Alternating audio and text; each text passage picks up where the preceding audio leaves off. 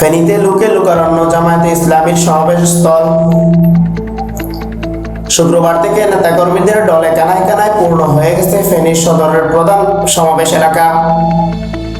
শুধু সদর উপজেলা নয়, জেলার বাকি 5টি উপজেলা থেকেও খণ্ড খণ্ড মিছিল নিয়ে জড়ো হয়েছে হাজারো নেতাকর্মীরা। ভোর থেকে ফেনীর রাজপথে ছিল উৎসবের আমেজ। ফজরের নামাজের পরপরই ব্যানার, ফেস্টুন আর হাতে দাঁড়িপাল্লার প্রতীকের প্লেকার্ড নিয়ে সমাবেশস্থলে আসতে শুরু করে জামায়াত শিবিরের নেতাকর্মীরা।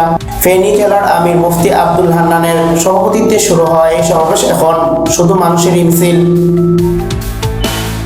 সমাবেশের প্রধান অতিথি হিসেবে বক্তব্য দিতে হেলিকপ্টার যুগে ঢাকা থেকে সরাসরি ফেনীতে পৌঁছাবেন জামায়াতের আমির ও 11 দলীয় জোটের প্রধান ডক্টর শফিকুর রহমান। তিনি আসার আগে জনসমুদ্র পরিণত হয়ে গেছে গোটা একটা এলাকা।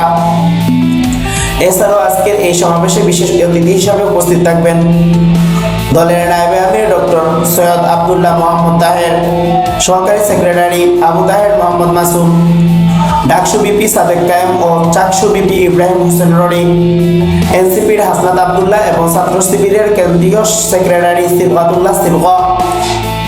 নিরাপত্তা নিশ্চিত করতে ও শৃঙ্খলা বজায় রাখতে রাজপথে কাজ করছেন জামায়াতের স্বেচ্ছাসেবক কর্মীরা।